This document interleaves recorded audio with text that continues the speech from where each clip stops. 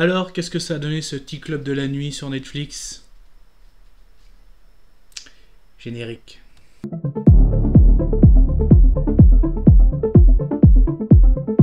Salut à tous, c'est Fab et aujourd'hui on va parler série télé, série disponible sur la plateforme Netflix de Midnight Club.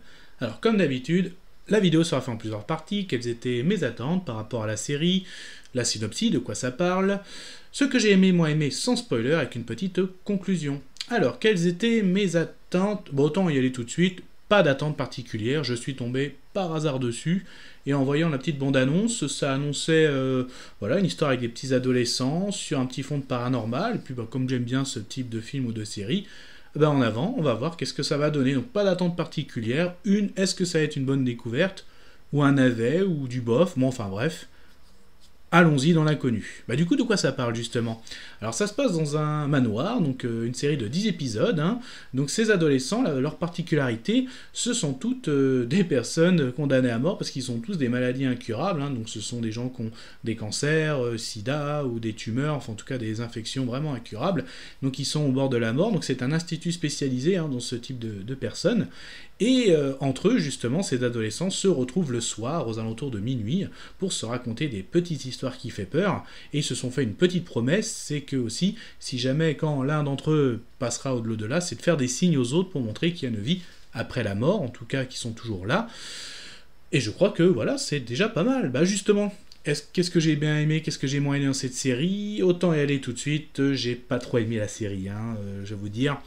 Bon, déjà, pour des adolescents en cancer ou en phase terminale, je les trouve très en forme. Franchement, à part une ou deux qui fait vraiment malade, mais je les trouvais vraiment très en forme, ces adolescents, tout au long de la série. Donc là, si, alors ils jouent très bien, point positif, ils jouent très bien, mais je trouve ça fait pas trop les gens malades, j'ai l'impression, voilà.